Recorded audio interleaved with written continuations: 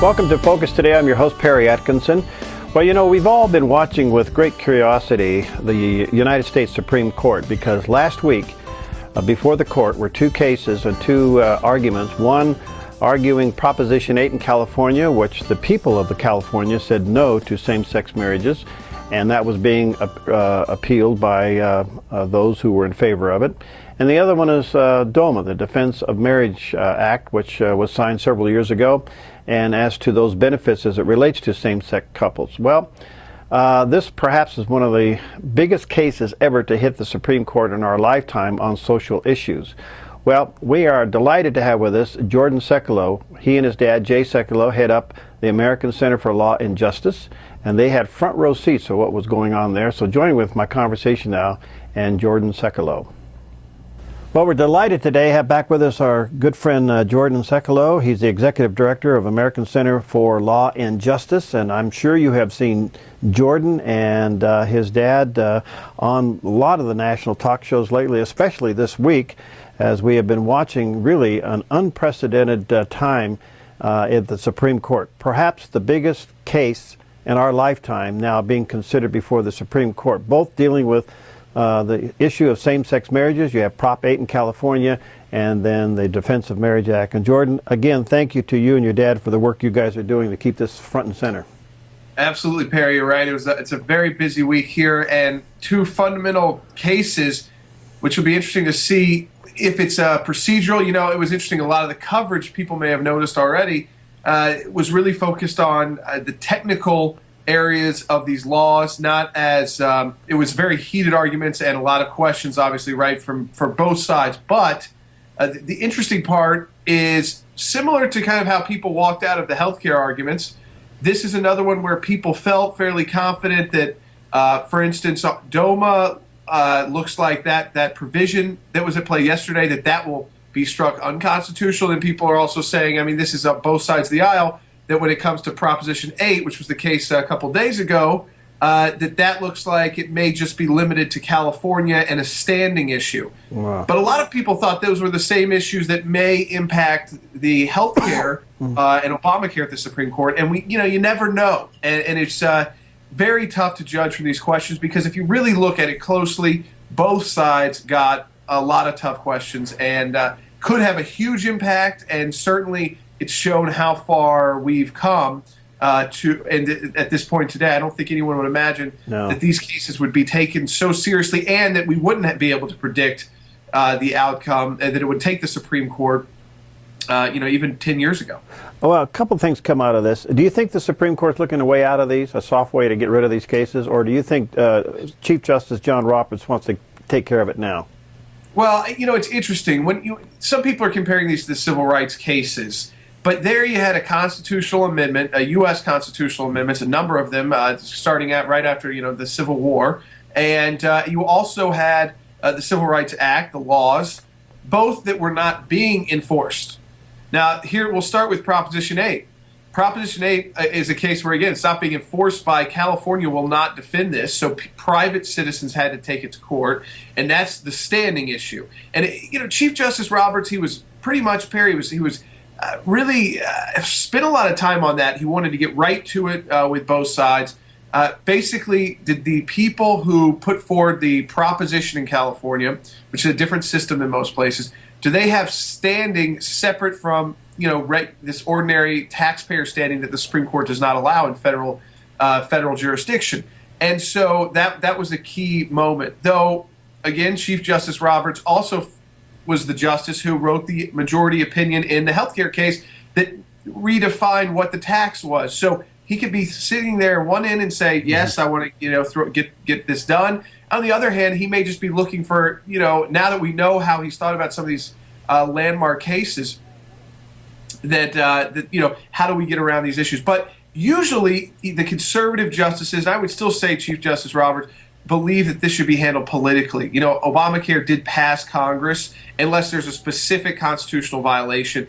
It didn't look like they wanted to get there on DOMA, on Proposition 8, which could potentially have the biggest impact on the definition of marriage, because if California's ban was held to be unconstitutional as applied to due process and equal protection than every state which had any kind of constitutional amendment. So I don't think we'll get there on that one. And then Proposition 8, I mean, on DOMA, that looks like it's going down. Now, the provision at issue here is not the definition of marriage. That's Section 2. Right.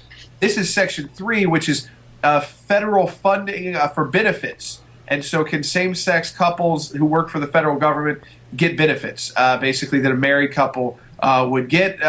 And the question there, some of the justices kind of said, Perry, well, if we're going to let states decide the definition of marriage, because there's not a constitutional amendment federally to define marriage, then we really can't get involved in deciding who gets benefits and who doesn't, because really then the federal government is defining it.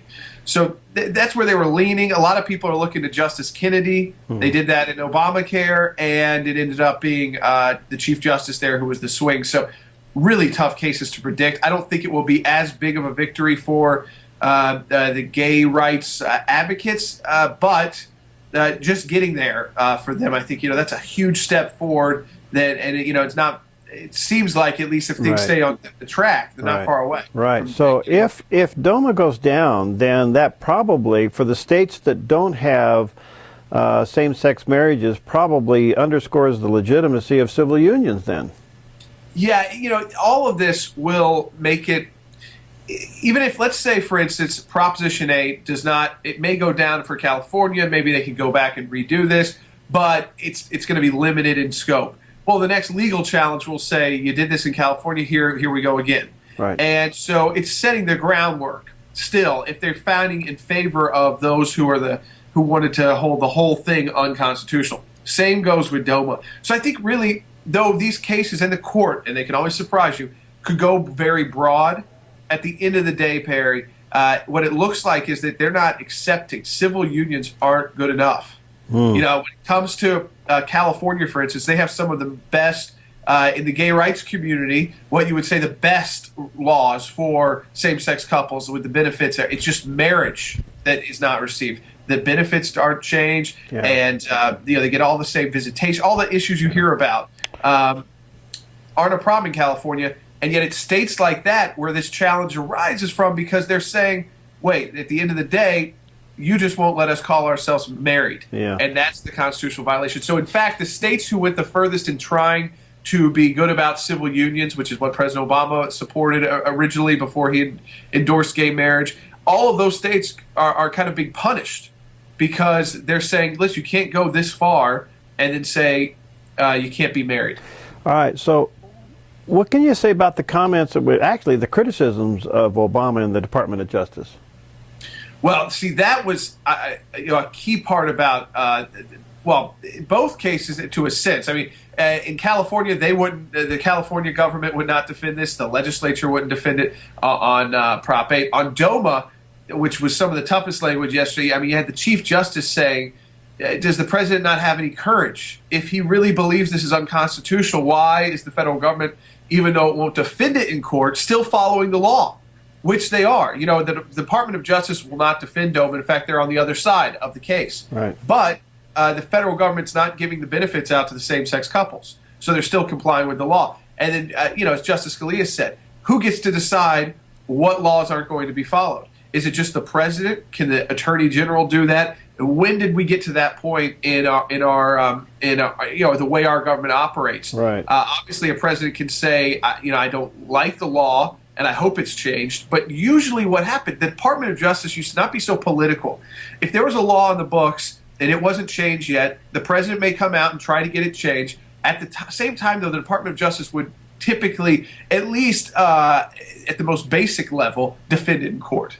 And here you've had the opposite, and it makes the cases extremely complicated because they get held up on a lot of standing issues, which can impact everybody, and cases that have nothing to do with marriage at all. All right, just for a recap quickly before we run out of time here, Jordan. So if Prop 8 is left to stand, then that becomes a California issue, and I guess the citizens, if they could do another referendum and challenge it again.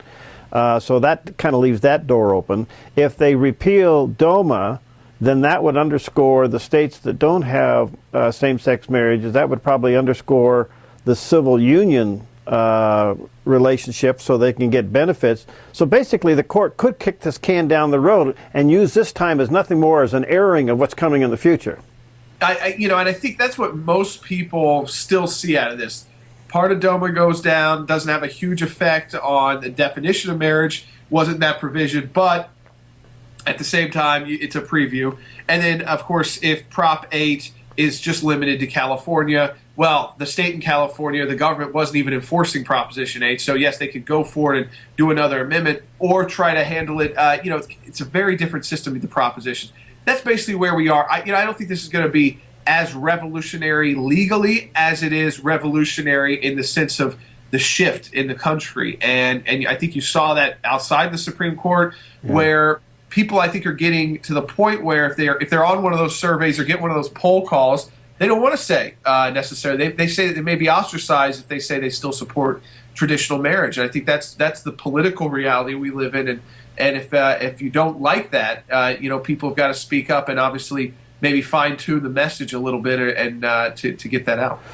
Well, again, Jordan, to you and your father and your whole organization, thank you you guys for being such a hawk on this. People that want to support American Center for Law and Justice, what do they do? Sure, they just go to aclj.org. Our website's updated multiple times a day with everything that we're up to in the federal courts and all around the world. And it's an easy place to go, aclj.org. And thanks, Perry. Thanks for having me. All right. God bless you, friend. Thank you. Well, they do a terrific job, and I certainly encourage you to check out ACLJ and check out their website and all the work that they're doing. We'll have Jordan back several more times. Well, coming up, we have returning with us again, Walid Shoebat. He's been with us before, a former PLO member and a member of the Muslim Brotherhood activists. And, well, he's got an interesting twist on things, as always, and a delight and very enthusiastic to have him with us. So we'll talk to him coming up next here on Focus Today. Hi, I'm Paulina, and I work at theDove TV. Did you know that when you support theDove TV, you have a profound impact, not only in our community, but around the world? It's your continued support that takes the inspiration and hope in the programs we produce and makes them available to the thousands of people who are watching these videos online every week.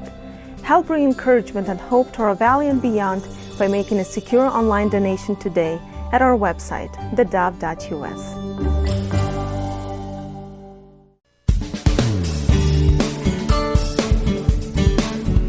Welcome back, and we are certainly encouraged and excited and honored to have back with us today Walid Shoebat. He's the former PLO member and a member of the Muslim Brotherhood.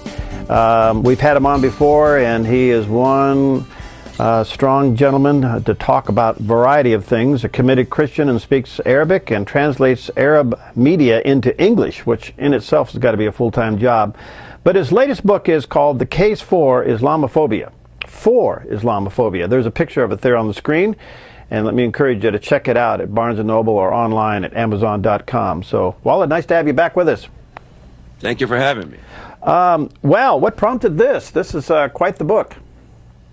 Well, I see slowly a creeping label that is slapped on the foreheads of anyone who is critical of Sharia or Islamization globally. And of course, they title us, you as well, most likely, as Islamophobic. But the term phobia seems to go against and contrary to the reality that phobia is actually fear of something. You could have phobia of heights. You could have phobia of narrow alleyways. You could have all sorts of phobia. But this cannot be constituting a phobia of us being critical of the Sharia movement, in which that we're not afraid of it, we're confronting it. However, and it's logical to have fear of creeping Sharia. That is not an irrational fear. It is a very rational fear. In fact, philosopher Pierre Ben, he talks about Islamophobia. What we're dealing with is critical thinking here, to the point that he attributes this whole movement of Islamophobia to being really Islamophobia phobia. Let me give an example. You have the liberals. The liberals, when we begin to critique Sharia or the Muslim Brotherhood in Egypt or whatever we're doing, they say, hush, hush, hush, don't say anything. We don't want to offend the peace process. We don't want to offend this and that. Let's not offend the Muslims. Let's not offend the moderates, so on and so forth. So in reality, They're the ones who have the phobia. So accusing us of having a phobia is actually a reversal of the realities. The ones with the phobia is the leftist movement, who is, by the way, not naive towards the issue of creeping Sharia. They are in collaboration with this movement because many of the right in the West or the conservative movement in the West believe that, they believe that these are naive, that they are useful idiots, they call the liberals. I don't agree with that notion. I think it is much of collaboration, and I can give tons of points on that, correct accusation I'm giving to the liberals. Well, I think you have really opened up an incredible door here, because I have to agree with you that the term phobia does nothing but create an environment where the other side can win the war and never fire a shot. Correct. It's a tool. Yeah. It's a tool. In fact, Islamophobia is a tool used by proponents of terrorism. I'll give you an example. Okay, you have the massacre at Fort Hood, Nidal Malik Hassan. Right. 15 people murdered, killed by a terrorist who was shouting Allahu Akbar while he was killing Americans. One of them was even pregnant, so we should up the ante for one more person, because we do believe that a pregnant woman had a life. Right. Now, you look at one terrorist, another terrorist, his private Nasser Abdo. Nasser Abdo wanted to emulate Nidal Malik Hassan, and he, in fact, publicly decried Islamophobia when it comes to the issues of hunting terrorists.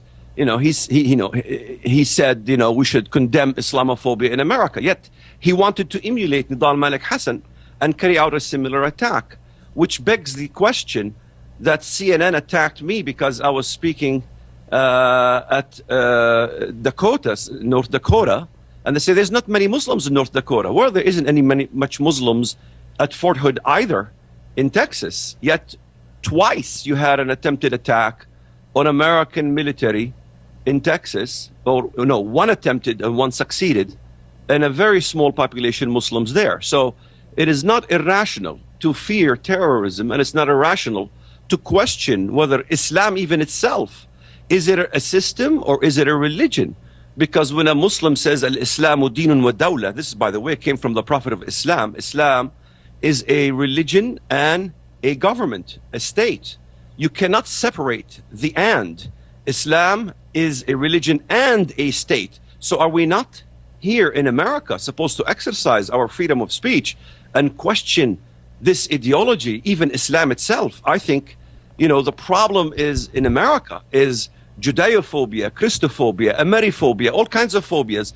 Islamophobia could not be one of them, because you don't have Jews carrying out a religion and a state, neither do Christians carry out a mission of religion and state. Well, at what point do you think there's going to be a pushback in America? Because, we know that Islam and terrorism are synonymous, and yet it's been given the umbrella of a religion to hide under, but at the same time it's still propagating its meaning by killing people, innocent people. So at what point are we going to push back?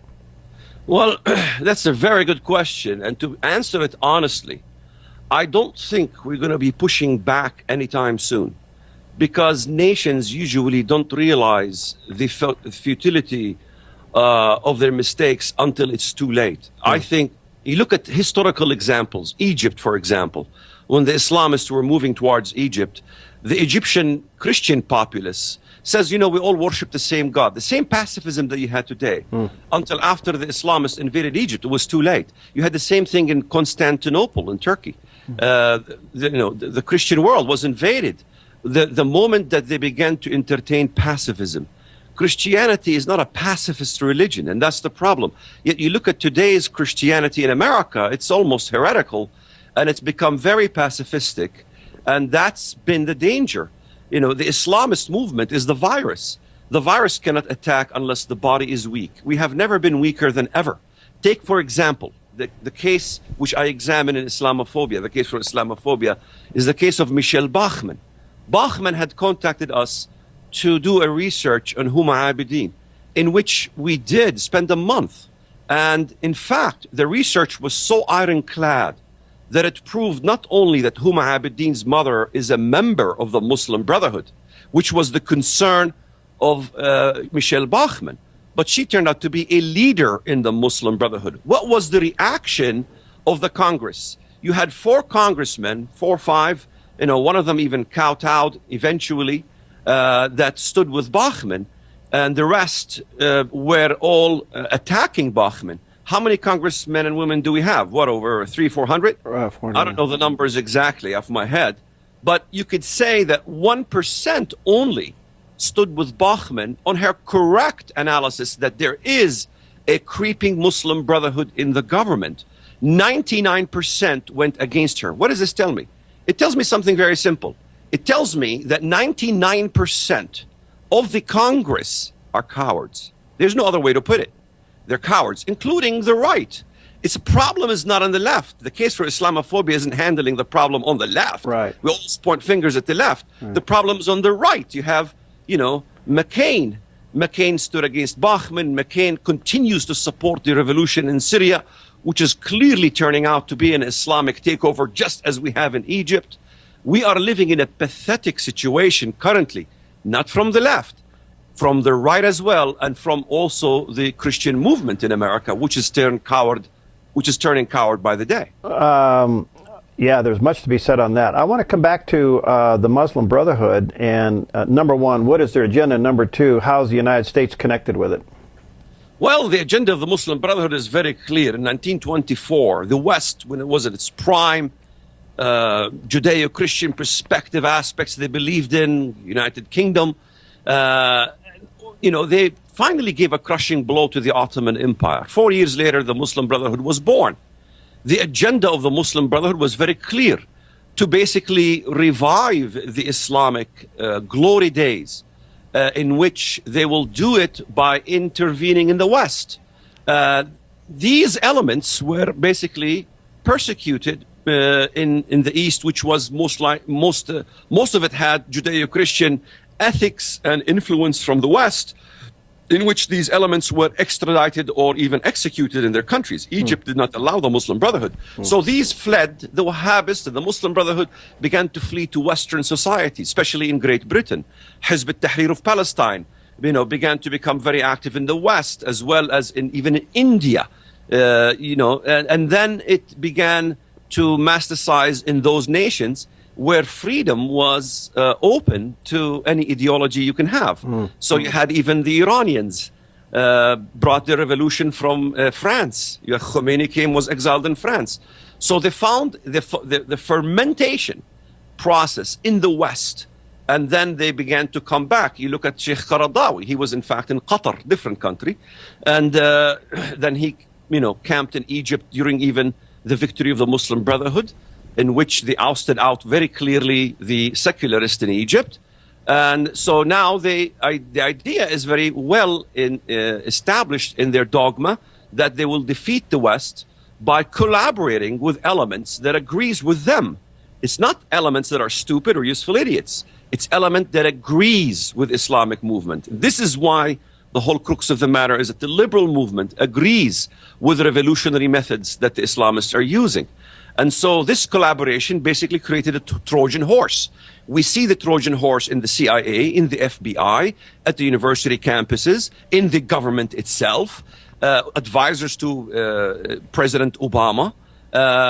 So they're very much entrenched, and they wedged into the gate, into entry points, into much of the hierarchy of this government, in which we see that the Muslim Brotherhood calls the shots on many issues. CARE is becoming very influential in this country. Fascinating. The book is entitled, and we're just scratching the surface here, folks, so you may want to check it out, The Case for Islamophobia. There's a picture of it there on the screen, and Walid Shoebat. Well, I want to get you back several more times because I think we're just scratching the surface on this. I got so many more questions, but let me encourage you to get a copy of the book, and he tells it like it is. And I want to commend you for your work, sir. I know you take a lot of heat for it, but keep it up, and also keep pushing back on the American media. Go for it, man. Yes, sir. We have to be a lion in a fight, not lions in peace. What we're having today is lions in peace and deer in fight. All right. Thank you. God bless you. You bet. God bless you. Okay, we'll be right back. Hi, I'm Daniel and I work at theDove TV. You know, compared to Portland, Seattle, and LA, Medford might be considered a small market, but at theDove, we're excited about the opportunity to make a big impact right here in our community. And you help make that happen. Did you know that more than 90% of our income comes from people like you? You can help us now by making a secure online donation at our website, thedove.us, or by phoning 541-776-5368.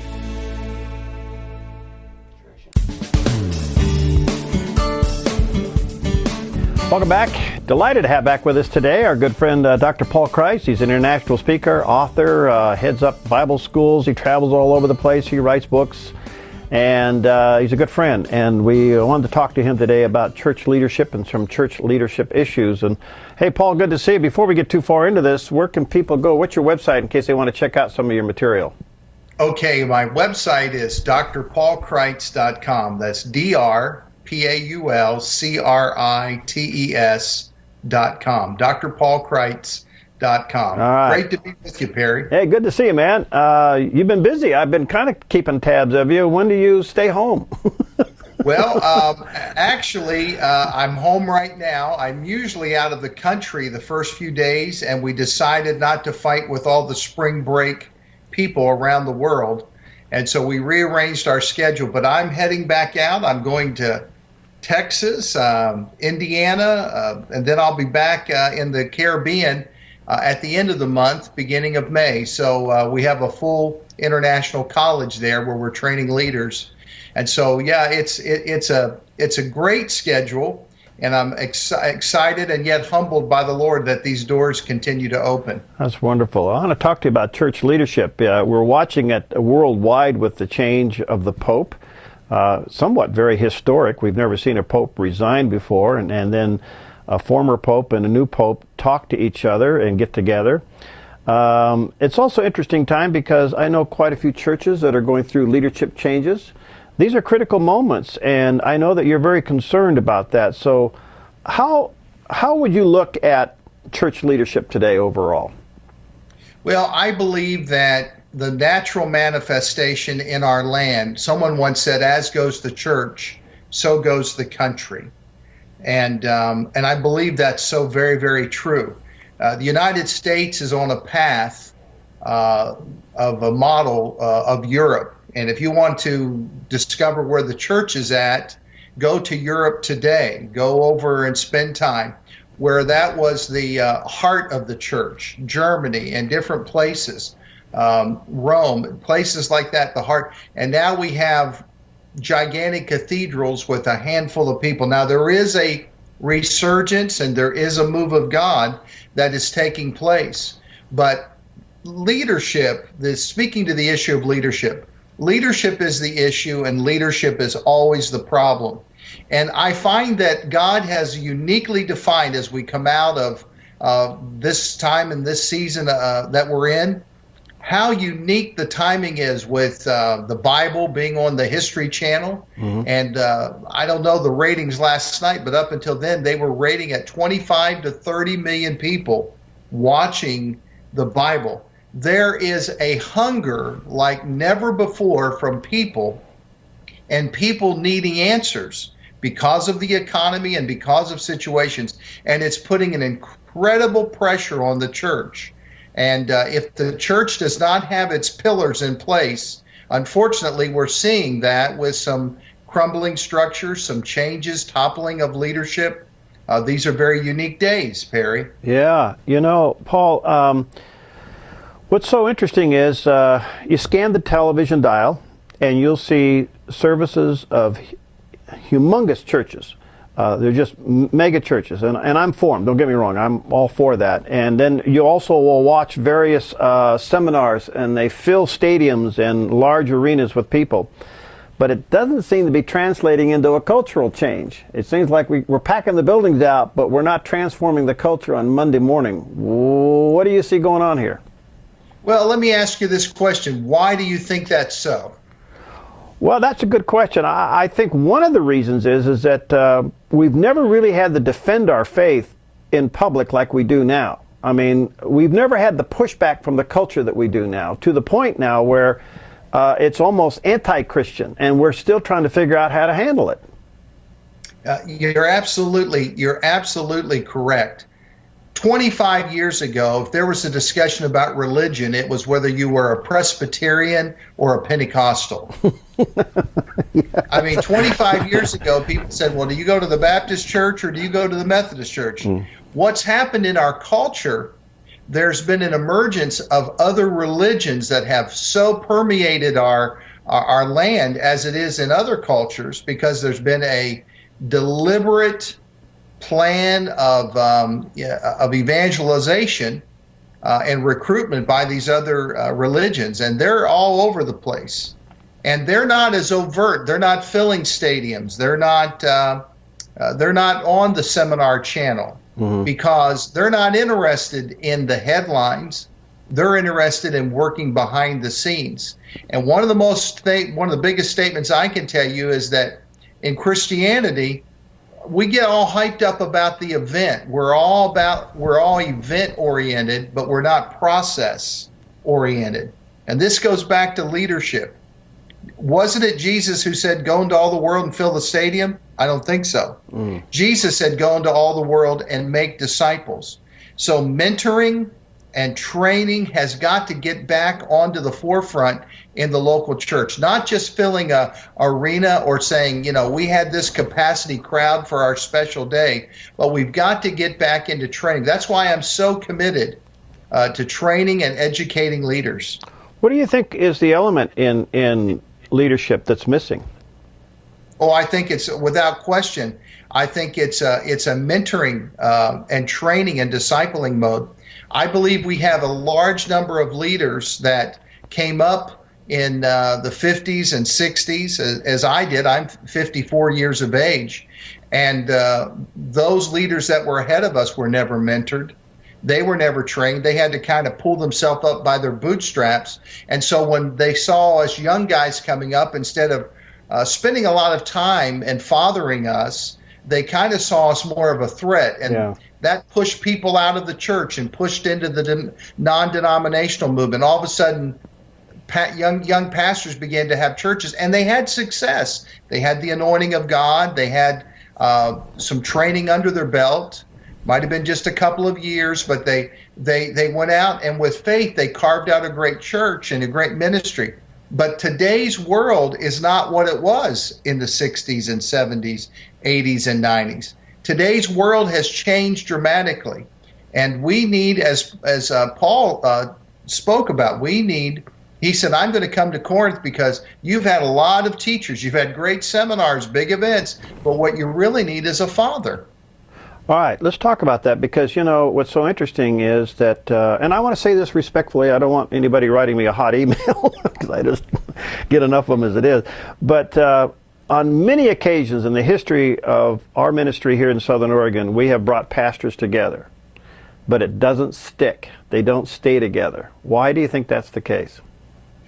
Because I think that they just are a cat of a different stripe. I think that, first of all, when you get the call of God, it's a very individual thing. Not everybody embraces it. Not everybody's on board with you. And secondly, to be a pastor today, you have to have a lot of ability to handle rejection. Right. And so you become a tough-skinned person. But I go back to my original thought, Perry, in the realm of leadership. What did the Pope do? What did the Pope do within 1 week of becoming the Pope? He went and saw the old one. Yeah, yeah, right. I mean, he made a beeline to the retiring Pope and said, we're going to have lunch today. We're going to spend some time together. I need your counsel. I need your fathering. And so consequently, there is a perfect example of a leader of one of the largest movements of the world saying, I'm the Pope, but I need some help here. All right, you're touching a real nerve. I got to take a break. Here, I want to set you up for a question, and I'll come back. Okay. You hit a really good nerve here. The young Pope went to the older Pope for advice. Okay, there's much to be learned in that. But previously you said the older gentleman saw the younger gentleman as a threat. We need to kind of massage that a little bit, and we'll talk about that when we get back. Dr. Paul Kreitz is with us. You might want to check out his website, drpaulkreitz.com. There's a lot of information there. There's a picture of the website there on the TV screen. Let me encourage you to check it out. He's got a tremendous amount of resources that can help you in church leadership. We'll be right back. Hi, I'm Paula, and I work at theDove TV. Every day we get letters and emails from people who've been encouraged, blessed, and challenged by the programs on theDove TV. But we couldn't do it without you. Did you know that more than 90% of our income comes from people like you? You can help us continue to bring inspiration and hope to our community by making a secure online donation at our website, thedove.us, or call us at 541-776-5368. All right, we're back with our good friend Dr. Paul Kreitz, and international speaker and author, and he travels all over the place. And today we're talking about church leadership. And again, let me encourage you to check out all the resources at his website, drpaulkreitz.com. There's a picture of the website there on the TV screen. And Paul, I saw you holding up a book. What is it? Well, we were talking about leadership, and I wrote the book, 21 Things Every Leader Needs to Know. And you asked me a question. Yeah. And the answer is in this book. Okay. So check it out. Get that at the website. 21 things that a leader needs to know. Every leader needs to know, yeah. You know, Paul, look, it's so easy to take on this subject and be critical. But if you're in any kind of Christian leadership, boy, you're under the microscope and you're under attack constantly. So I get it. I mean, I really do. I mean, my emails alone are just amazing. But my concern is that give an example. We've done days of prayer here on the Dove TV and radio. We get hundreds of requests. And we asked them, do you belong to a church? The answer is yes. When we surveyed the people that came in over those days, 93% said they're actively involved in their church. Well, why didn't you call your church? Why did you call the radio and television station? And the answers was pretty interesting. One is, I don't want my pastor to know. And two is, I don't see my pastor as somebody that I can get to. What does that Right. What does that tell you? Well, I spend a lot of time, and if there's a pastor listening, watching today, I want you to hear this and hear my heart. I spend a lot of my time, Perry. Pastors will have me come in for a seminar or a conference, and that's out in the public. But behind the scenes, I spend hours. I do coaching with pastors. I do strategizing sessions and trying to help them to re-engineer their thinking. And I will say to a pastor, there is no success, pastor, without a successor. You have to be thinking about the next generation. And they all look at me with that blank stare, and here's the reason why. Because no one did that for them. There was no real spiritual father in their life, and now they're up in years. And as I said, it can be a very insecure, threatening thing. And what you're talking about in the voice of the sheep pick up the nature of the pastor. So when the sheep say, I don't want anyone to know about what's going on with me, where's that coming from? What's the source of that? It's being translated down. I can't have access to my leader. Well, that's exactly the heart of that pastor that's trying to pastor that church. And I hear your heart, pastor, and I know you've been going through some challenges and financially, every week or every month, there are things that you're trying to do. You might be bivocational. I understand that, but I want you to know that you're not alone. You have God, you have the Holy Spirit, but you need a spiritual father. You need someone speaking into your life, someone to cover and connect with you. And Perry, I'm a part of a ministry network that apostolically that I work with pastors and leaders called the Covenant Reconciliation Network. And it's really, really been my heart to reach out to pastors. I'm working with a pastor right now in Athens, Texas. And we're just seeing God do some great things. And the church is coming together, and it looked like they were going to have to close their doors. A beautiful facility. They were going to have to close their doors, but God is turning that thing around. Do you think pastors try to do too much? They're afraid to delegate? I don't know as much as they're afraid to delegate, is that they tried to hand things off. It failed. The ball got dropped.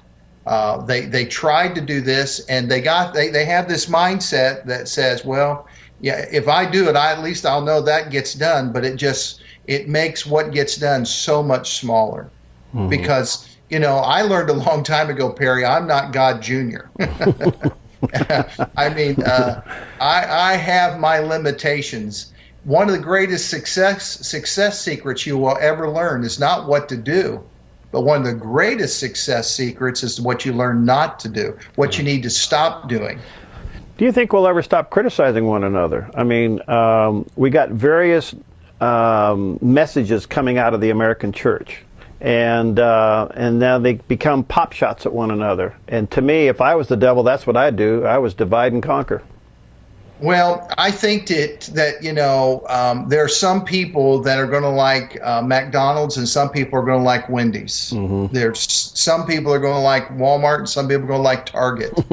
And they're basically providing the same product, the same service, but they just are people.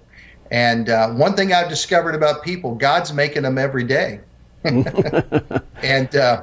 they are all out there with desires, and they're really sheep that really need a shepherd. And as we speak to the pastors, you're not going to gain ground building your group by knocking another group down. The greatest thing you can do is to love your sheep and love the people that God's brought around you. And the key here, and I want to say this word, and this is almost a curse word in the church, but it's the word order. You say order today, Perry, and someone under 25 says a Big Mac and fries. I mean, they don't know what order is. But one of the missing ingredients is in our culture is coming from the missing ingredient in the church. God's a God of order. He's a planner. He planned a temple. He gave Noah a plan for an ark, and he's got a plan for not only our lives, but he's got a plan for that local church and that pastor or that traveling minister. God has a plan for your life and your ministry. And like never before, this is a moment to grasp the opportunity. There's never been a greater opportunity. Nearly 30 million people have been watching about the Bible on television. They're hungry. Yeah. There are people that are losing their jobs, that they don't know where to turn, and they need to have someone tell them that God is their source. This is a great moment to take our faith and take it to the next level, take it out into the streets. Well, and God's dropped in the middle of all of this media. I mean, media is the mission field for America, really the whole world. If we want to reach the masses, media is a way to do it. Whether your church is on radio or TV, that's not the point. It's just that we got the internet and everything else. I mean, and yet the hunger for truth has never been greater, as you said, Paul. I mean, to me, the fields are white unto harvest. Absolutely, absolutely. I have been doing some new things and reaching out into some realms of media, and I've been stunned. I've been absolutely shocked and surprised the level of people and connections and divine appointments that God's been bringing into my life. But when you're week in as a pastor, week in and week out, you're dealing with things and you're dealing with situations, don't become weary in well-doing. It'll bring you down. Surround yourself with some good and godly people. Find a ministry network, a fellowship. Even if it's on the other side of the country, find some people that you can pick up the phone and talk to and encourage yourself. And I believe that we are on the threshold of self-discovery, a rediscovering of who we are as leaders, as ministers. I know we've heard that we're to be servants and we're to be sons, and we have all these different words coming at us. But you know who you need to be? You need to be your authentic self. Mm-hmm. Just be who God's called you to be. Don't try to be anybody else. Just be who God's called you to be. And here's the key. Start looking for those that are looking for you. God's put a word on the inside of you. God's got a message. Start looking for those that are looking for you. On this broadcast right now, there are thousands of people that are tuning in right now. And the Holy Spirit has divinely connected us through this wonderful, wonderful media of Dove. And I want you to know that as you pray, let's pray the Lord's Prayer. And let's pray that there'll be this divine connection that will bring us together. I'll discover my strength, you discover your strength, and let's come together for the sake of the kingdom of God. Oh, that's beautifully said, Paul, because I think we're at a point now where the world is starving, especially this country is starving for authentic leaders. You know, Absolutely. We've seen the plastic, we've seen the phony, we've seen those that have been elevated into leadership and they have no business being there, they're misplaced. And now we're looking for who really does have the capability to lead us and direct us in the right way. Well, you've got to change what's in your head before you change what's in your hand. That's why I write books. That's why we have the website, the college, the ministry network. And if we can change what's in your thinking, we'll change what manifests in your life. The old motivator Zig Ziglar said, you got to get rid of that stinking thinking. And I'm just telling you that God is really wanting to do a great work in your life and in your ministry. And if this is divinely connecting to you, pick up the phone and call the station or make contact with myself. I'm telling you, there's more people out here that are for you than there are that are against you. And I'm telling you, if one of us can send 1,000 to flight, two of us can do 10,000. Imagine what would happen. We come together and really strengthen our strengths. That's wonderful. All right, the book again, hold it up there, Paul. We only got about a minute left here. And this is 21 Things Every Leader Needs to Know. Yes, that's right. That's right. Right on my website, drpaulkreitz.com. And there's a lot of things in there that we talked about today and a whole bunch more, so you may want to check that out. Well, Paul, you're a delight. You're just an encourager. Any last-minute word for us today? Well, I will just say this, and I mean this from the sincerity of my heart. The reason so many people are calling the television station and the reason so many people are calling in and having their prayer requests is because you're doing something so effective there, Perry. You're really touching the hearts of people. And I just pray for you today that God will give you the strength and the wisdom to continue to grow. And I call forth expansion for what God wants to do for your ministry. And if you're watching me today and you're saying, God's blessed me with a little extra funds from my income tax, or I've got a little bonus check, or I found an extra $50, I need you to sow that today into this ministry, into Dove. You need to call them. You need to go to their mailing address and sow a seed into this ministry. What you make happen for others, God will make happen for you. Thank you, Paul. God bless you, pal. Get you back soon. drpaulkreitz.com. Check it out. We'll see you next time on Focus Today. Hi, I'm Jim, and I work at the Dove TV. Every weekday between 6 and 8 a.m., our award-winning news and sports team bring you the best morning show around. It's live, it's honest, and it's a whole lot of fun. And you help make it happen. Did you know that more than 90% of our income comes from people like you? You can help us continue to air local programs that share your voice by making a secure online donation at our website, theDove.us.